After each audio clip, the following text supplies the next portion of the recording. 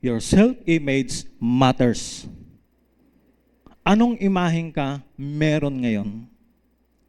Sa ngayon. Nasaan ka ngayon? Because sabi daw sa Proverbs 23 verse 7, for as he thinks in his heart, so is he. Our heart, yung heart na sinasabi namin, it's not the physical heart na pinag-aaralan ng medical science, tinuturo sa medical science. It's not the physical heart. It's the heart na sinasabi ng Bible. Sabi dito, as he thinks in his heart, so is he. Our hearts, na sinasabi ng Bible, the inner being, merong mind, no? Merong isip, yung puso natin na sinasabi ng Biblia. Kung anong iniisip mo sa puso mo, yun ka. Bumuo ka ng iyong imahen sa loob ng puso mo. Kaya kung anong iniisip mo, yun ka. At yun ay hindi lang basta nabuo. Ito ay sa pamamagitan ng paglipas ng panahon. Nabuo na yung image na yon sa loob mo. Nabuo na yon. Plus the fact na tayo ay merong likas na yung pinagmula natin, no? Yung kalikasan, no? The old nature, yung likas na ang tao ay magkakasala, gagawa at gagawa ng kasalanan ng tao. Bawat tao na sinisilang gagawa at gagawa ng kasalanan, that's the nature. Nakuha natin yan doon sa first Adam. Yun po, likas na gagawa ang tao ng kasalanan. Dahil may problema po tayo, malalim po ito. Pag hindi na-restore ang self-image, especially kapag ikaw ay aakit na sa level of leadership, problema yan. Hindi ka magiging effective sa leadership. Mahirap po. Apektado po lahat. Apektado po ang leadership kapag ang self-image hindi po na-restore. May gusto kang gawin, hindi mo magagawa. May ayaw kang gawin, gagawin mo. Because you have problem with your self-image. May problema tayo sa ating imahen. Tingnan natin ang isang tauhan sa Biblia sa Judges chapter 6, beginning verse 12. Familiar po tayo kay Gideon hanggang 16. Mga Hukom, chapter 6, verse 12 hanggang 16. Sabi po dyan, pakibasa po ng mga nandito. 1, 2, 3, go. The angel of the Lord appeared to him and told him, the Lord is with you, you valiant warrior. Ano po ang declaration ng angel of the Lord na inutusan ng Diyos kay Gideon? Maganda, pangit. Maganda, pangit. Maganda po. Dineclare niya, the Lord is with you, you mighty man of valor. Valiant warrior. Maganda po yan. Positive. Grabe. Alam niyo, pag galing kay Lord, positibo. Pag galing sa mundo, negatibo. Ilulugmok ka. Pero tingnan po niyo ang respond ni Gideon sa verse 13. Pakibasa po ng mga taga rito. 1, 2, 3, go. But Gideon replied, right, Sir, if the Lord is with us, then why has all of this happened to us? And where are all of his miraculous works that our ancestors recounted to us when they said, the Lord brought us up from Egypt? Didn't he? But now the Lord has abandoned us and given us over to Midian. Okay, if we have problem with our self-image, we can have wrong view of God. Mali ang pananaw natin dahil somewhat apektado ang relasyon natin sa Diyos. Tingnan ninyo ang sagot ni Gideon. Grabe, no? Kung totoo yung sinasabi mo, sabi niya sa anghel, right, sir. Tama, sir. Tama ba yan? Parang tinatanong niya, nagsabi siya ng right, pero sinabi niya, if the Lord is with us, then bakit nangyayari ito sa amin? Inaalipin kami, pinahihirapan kami. Galing, no? Galing sumagot, no? Si Job, kung babasahin nyo, grabe yung kanilang, yung discourse nila, yung kanilang, yung palitan nila ng salita ng Diyos. Matindi po. Kasi may galing eh. Job is one of the book of wisdom. Ako consider pong book of wisdom. Like Proverbs, Ecclesiastes, Psalms. So, nakikipagdiskusyonan sa Diyos. Tama, sir. Sabi sa anghel ni Gideon, sir, tama. Tama ba yung... ganito nangyayari sa amin. So, merong maling pananaw sa Diyos. If we have problem with our self-image, mali ang pananaw natin sa Diyos. Sigurado yun. And somewhat, yung ating relasyon sa Diyos, malayo. May mali kang pananaw sa Diyos eh. Kaya si Gideon, ganun yan.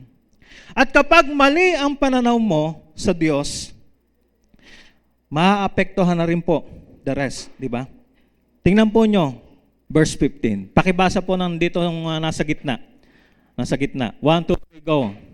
Right. Gideon responded, Sir, how will I deliver Israel? Look, my family is the weakest in Manasseh, and I'm the youngest in my father's household. So yan po ang sagot niya. Dahil sabi sa verse 14 ng angel of the Lord, i-deliver ni Gideon ang Israel mula sa kamay ng mga Midianites. Pero ang sagot ni Gideon, paano mangyayari yun? Look, ang pamilya ko ang pinakamahina. So, if you have wrong view of God, mali ang pananaw mo sa Diyos because you have problem with your self-image, magkakaroon ka na rin ng wrong view of others. Mali rin ang pananaw mo sa iyong kapwa. Mali ang pananaw niya. Yung sinabi niya dyan, siya ang pinakabata. I'm the youngest in my father's household. How can it be? Paano yan magiging deliverer ako? So, una, nagkaroon ng maling pananaw si Gideon because of the problem sa self-image. Maling pananaw sa Diyos, maling pananaw sa kapwa, and also, maling pananaw, view of self. Di ko kaya. Di ko kaya. So, connect po yan. Una, kapag yung mali ang pananaw sa Diyos, hindi mo alam ang plano ng Diyos. Hindi mo alam mo yung purpose ni Lord sa buhay mo. So yung relasyon mo sa Diyos, questionable yung relasyon mo sa Diyos. Yung iyong relasyon sa Diyos, hindi malabo eh. Malabo. No? Pag ang relasyon sa Diyos, malabo, nagkakalabuhan. May problema na, ayaw na makipag-communicate. Parang merong pader, merong harang. No? Parang ang layo ng Diyos. Parang ang layo niya. Ang hirap abutin. No? So meron pong wrong view of God. Apektado ang relationship. Tingnan nyo, pag may problema sa self-image, merong wrong view of others, kapwa na tao. At, ito po, may maling pananaw patungkol po sa sarili. Kaya at first si Gideon po, hindi niya kaya. Paano siya magiging deliverer ng Israel? Hindi. Pero alam niyo, si Lord hindi siya sinukuan. Kaya sabihin mo rin sa katabi mo, hindi ka susukuan ni Lord. Kaya sumuko ka na. Di ba? Magpahuli ka na. No? Tago ka ng tago, lusot ka ng lusot. No? Kung saan ka nagtatago, lusot ka ng lusot. Si Gideon, hindi sinukuan ni Lord. Hindi siya sinukuan. Kaya tayo po, hindi rin tayo sinukuan ni Lord eh. Tingnan nyo, bakit tayo nandito? Bakit ka ngayon nagbabasa na ng Biblia? Bakit ngayon nananalangin ka na? Dati hindi mo ginagawa. Nagde-devotion ka na. Ngayon, sinishare mo na yung tungkol kay Jesus. No? Alam mo, iba yung pakaramdam ko eh. Nung una akong nakarinig ng salita ng Diyos, tapos nag-pray kami, nag-worship kami kay Lord, iba talaga yung naramdaman ko eh. Iba sa loob eh. Hindi lang sa damdamin eh. Iba eh. Malalim eh. Para bang nagkaroon ako ng kapayapaan at iwasayan. Sinishare mo na yan. Because you're in trouble. Maaari. Before. May mga problema ka. Dala-dala. Kaya tuwing tayo magtitipon, mga kapatid, may ginagawa ang Diyos. Kailanman hindi tayo sinukuan ng Diyos. Amen. So si Gideon po nagkaroon ng problema sa self-image. Yan po. Tingnan niyo yung mga dakilang tao ng Biblia, meron din po silang problema. Kasi lahat po ng tao, meron pong problema sa self-image. At kinakailangan po nating ipaayos yan kay Lord. Amen. Siya ang lumalang, siya ang unang pupuntahan natin. Don't go to others. Huwag muna tayong pumunta sa ating kapwa. Punta muna tayo sa Diyos. Yan. Dapat siya po ang ating pupuntahan. Kasi yung mirror po, No? Ipakikita niya sa atin sa pamamagitan ng kanyang salita kung sino tayo. Sino siya, sino tayo.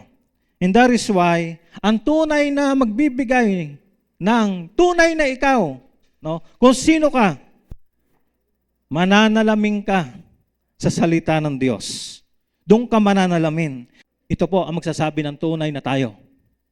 Ito po. Dahil sabi po dito, Genesis 1:27, Matthew 6:26, habang tayo mananalamin sa salita ng Diyos, sabi niya, you are valuable.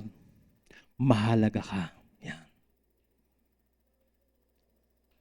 Valuable ka. Tingnan nyo, sabi sa Matthew 6:26, masdan nyo yung mga ibon. Ginamit na halimbawa ng Diyos ang ibon. Lumilipad-lipad lang.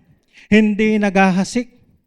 Hindi nag-aani. Lumilipad-lipad lang ang mga ibon. Pero kailanman, hindi sila pinabayaan ng manlilikha. Wala silang investment. Wala silang savings. Nakakita na ba kayo ng ibon nakapila dyan sa mall? Doon sa machine? ATM? Wala nakapilang ibon doon. Kasi wala silang savings. Wala silang mawi-withdraw. Pero sila hindi pinabayaan ng Diyos. Ikaw pa kaya? Sabi mo sa katabi mo, ikaw pa kaya? Grabe. Ikaw pa kaya? Valuable ka? Mas sigit ka kaysa mga ibon. Grabe. Oo nga, no? Ay, ikaw, marami kang nagagawa. May magagawa ka pa. Mga ibon, lumilipad-lipad lang, humuhuni-huni lang. Hindi nagtatanim. No? Hindi nag-aani. Pero hindi sila pinababayaan ng Diyos. Wow. So, diyan po tayo manalamin. You are valuable. Kaya kahit may narinig ka na, wala kang halaga. No? Kahit may narinig kang ganon, ito ang paniwalaan mo. Ito ang panghawakan mo. Dito ka mamuhay. Because God created you in His own image and likeness. Nilalang tayo ng Diyos. Tingnan nyo yung source ng creation ng tao. Kumuha ang Diyos ng dirt. Pinorma niya ganito. Sa kanya ring nilalang na lupa. Nauna po kasi ang lupa kaysa tao. Ang huli tao Kumuha siya, binuo. Pero ang buhay na nasa tao ay galing sa hiningahan ng Diyos. At ito ay nabuhay. So yan ang tao. Ang Diyos humawak ng dirt, lupa. Humawak siya para buuin ng tao. And for the second time, dahil ang tao nalaglag sa kasalanan, ang Diyos bumaba, nagkatawang tao sa katauhan ni Jesus. Nagkatawang tao. Again, sa pasimula sa creation, humawak siya ng dirt, ng lupa. Binuo ang tao. At sa pangalawang beses, hindi na lang siya humawak. Ang Diyos bumaba sa katauhan ng Panginoong Hesus. Isinuot niya ang katawang katulad natin. Mga kapatid, tingnan nyo, gaano kakahalaga sa Diyos? Gaano tayo kahalaga sa Diyos? Ginawa niya yun. Hindi siya sumuko. The only begotten Son, binigay niya. Pinakamahalaga sa Diyos, ang bugtong na anak. Wala siyang katulad. Binigay niya. Dahil mahalaga ka sa Kanya. Maniniwala ka pa rin ba sa mga nauna mong natutunan, mga una mong narinig na sinabi sa'yo wala kang halaga? You're useless. Wala kang mararating. Wala kang magandang kinabukasan. Naniniwala ka pa rin ba doon? Ito po ang sinasabi. Dito po tayo manalamin sa salita ng Diyos. Ang sabi pa po, doon sa Romans 3:23, 6:23, dahil lahat nga ay nagkasala, nalaglag sa kasalanan, hindi nakaabot sa standard ng Diyos. So lahat tayo nagkasala. Yan ang katotohanan. Balance po kasi ang Biblia. Balance po. Yan ang katotohanan. Yan ang katotohanan. Lahat po ay nagkasala. Ikaw ay nakapag-commit ng kasalanan. Hindi yung kasalanang minana mo by nature. Hindi. Yung sarili mo, nakapag-commit ka talaga. Wala kang pananagutan sa kasalanang ginawa ni Adan, pero yung ginawa mo. Kaya pantay-pantay po ang tao. Hindi yung, ay, mas okay ako kaysa kanya dahil ganito. Hindi. Lahat po tayo nagkasala. Lahat po tayo naging maruming basahan sa harapan ng Diyos. Kaya, pare-pares po. Pastor, kasala din po si pastor. Kayo, nagkasala din. Lahat po nagkasala. Nakagawa ng kasalanan. Pero purihin ang Diyos. Sabi po doon, you are loved and forgiven. Jeremiah 31 verse 3, Romans 8:1. Wow! Lahat ay nagkasala. Pero dahil kay Kristo namatay sa cross ng Kalbaryo, ang sabi pa, hindi pa namamatay si Jesus sa cross ng Kalbaryo. Planado na po ng Diyos. May plano na po ang Diyos. Sabi niya, Jeremiah 31 verse 3, I have loved you with an everlasting love. Wow, grabe. Everlasting love. I have loved you with an everlasting love. Lahat po ng nilalang ng Diyos, mahal niya. By creation, lahat po ng tao, mahal niya. Pero, hindi lahat forgiven. Bakit? Kasi lahat lang po ng i-acknowledge ang ginawa ni Kristo, yung po mapuforgive. It's not automatic na si Jesus ay namatay na sa cross ng Kalbaryo, lahat ay napatawad ng kasalanan. Hindi po. Kinakailangan ating pong i-recognition. Kinakailangan tayo manumbalik sa Diyos so that we will be forgiven. Lahat po'y love ng Diyos by creation dahil lahat ng tao galing sa Diyos. Isa lang ang pinagmulan. Lahat ng tao, love ng Diyos with an everlasting love. Jeremiah 31:3 nga. Hindi pa namamatay si Jesus sa cross ng Kalbaryo. Jeremiah eh. God love us with an everlasting love. No question about it.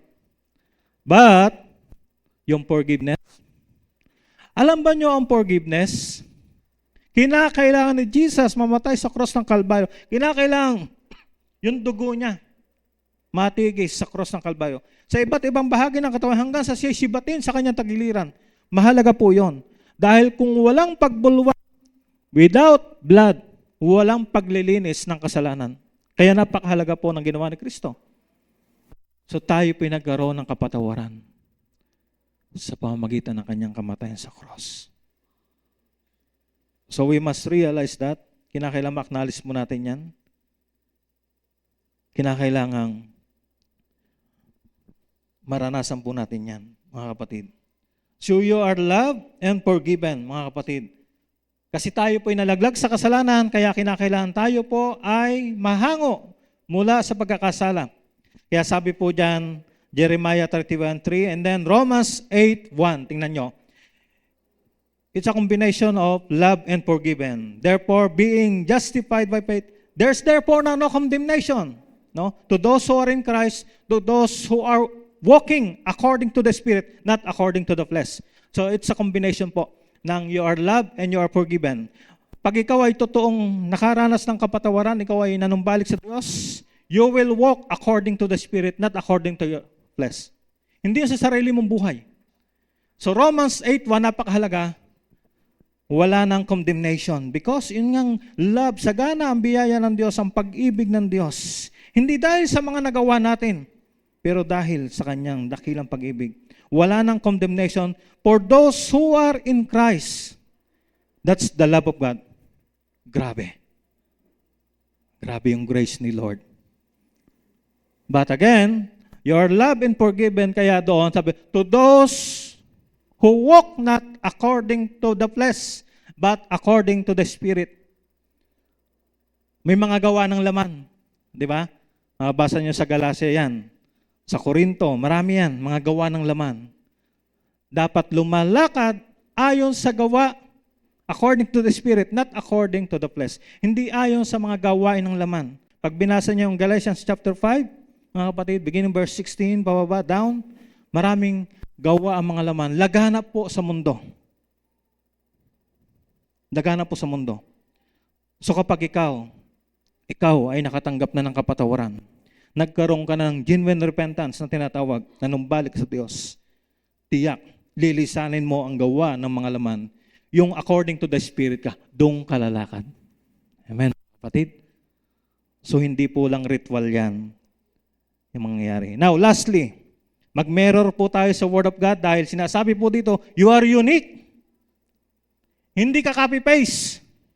Ano po ang sabi dito? Kanina diniscuss sa hermeneutic class, yung Ephesians chapter 2, verse 10.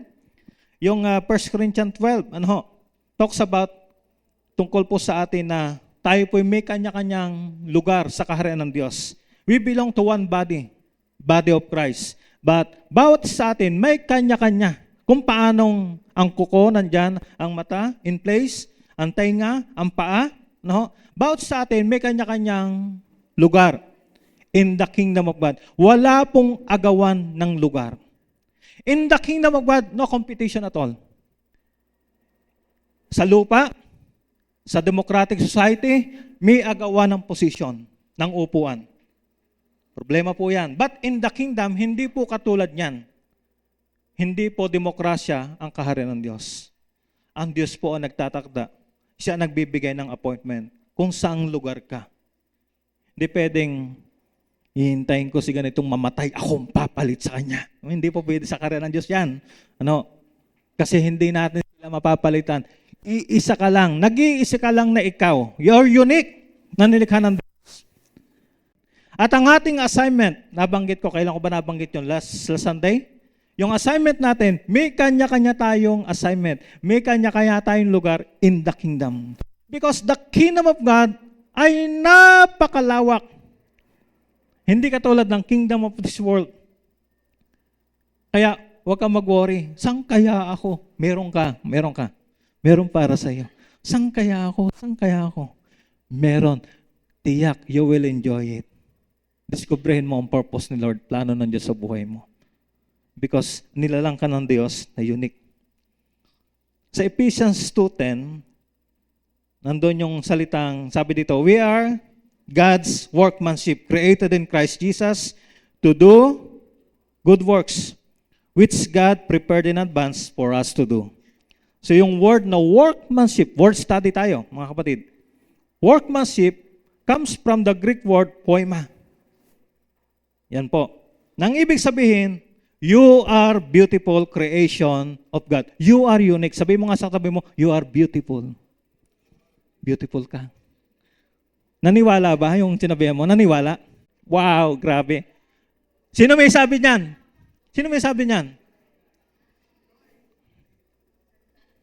You are unique.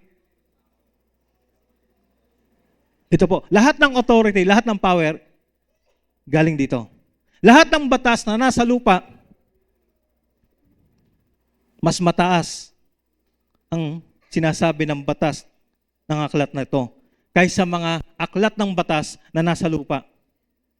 Ito po, dahil ito po'y galing sa Kanya. Ang may akda ng Biblia ay siya. Iba-iba mga tao ang ginamit niya para isulat to, mga kapatid. But same Spirit, ang Spirito, ang nagpuspos sa kanila, no? Sa mga sumulat, upang mabuo ang mga aklat sa Biblia. So tayo po unique. At yung pong gifts, yung pong giftings, mga kaloob, kakayanan, dinisign ni Lord, sadyang dinisenyo ng Diyos upang magawa mo ang ipinagagawa. May iba-iba pong giftings. Discoverin mo kung sino ka pagkalalang sa'yo ng Diyos because you have your own. You are unique. May sarili kang galing. At dito sa church, tukuyin nyo. Hanapin nyo. Discoverin nyo. I-search nyo. Yung pwede nyong, kung saan kayo, pwede. No? Get involved. Get involved. Get involved. Yung gawain sa kanan ng Diyos. Get involved. Kung saan kayo pwede. Mga kapatid. Ako po'y nagpasimulang kakamay-kamay sa may pinaka-entrance. Kamay. Yan. Kamay. Turo ng mga bata. Bible study. Paawit. Now, wag po kayong ihinto na discoverin po, hanapin nyo. I-search nyo yung purpose ni Lord. No? Ano ba yung passion mo? Unique ang bawat isa eh. Ano ba yung talagang nag-aalab sa puso mo na gusto mong gawin? No? Yung hindi ka makapagpigil. Yan, dapat. Huwag mong pigilan. Gawin po ninyo. So mga kapatid, mag-mirror po tayo sa salita ng Diyos. Ano? Kailangan po natin ang Diyos para tayo po makabalik doon po sa pagkalalang niya sa atin. Dahil nawasak po, na-deform. Kailangan po natin si Kristo. And right now, ang Holy Spirit nandito. Siya po'y nangungusap.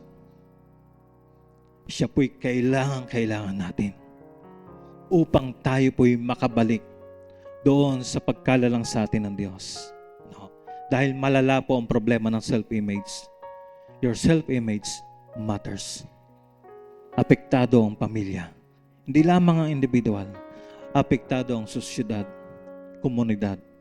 Apektado ang mga churches, mga schools dahil sa problema ng self-image.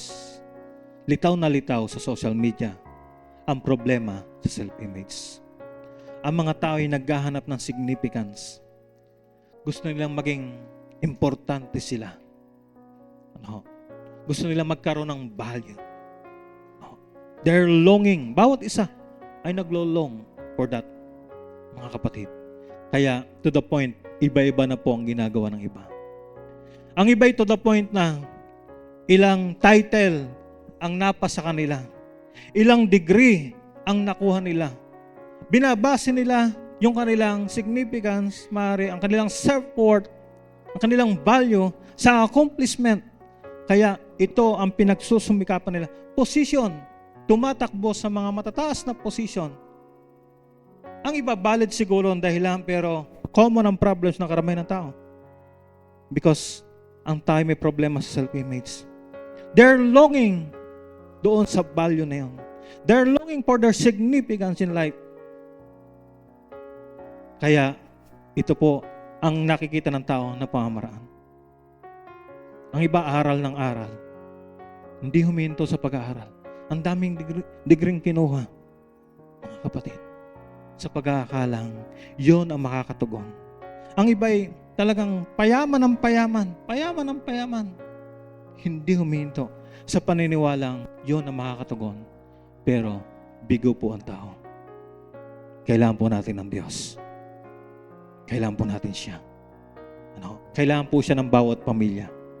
Mga kapatid, kailangan po siya ng ating komunidad, ng ating bansa. Kailangan po siya upang tayo po makilala po natin kung sino ang tunay na tayo. Para yung version po ng Diyos, yung imahe ng Diyos patungkol sa atin, yung po ang mag-prevail. Yung po ang mamayani. Hindi po yung version o kani-kanino mang version ng ating mga kapwa patungkol sa atin o ang kanilang pagbabanggit o pagdidikit ng mga remarks o ng mga title o ng mga palayaw o ano pa mang tawag sa atin. Hindi po yung version nila ang dapat mamayani. Yung pong version po ng Diyos. Yung po dapat, mga kapatid. So right now tayo po tumayong lahat.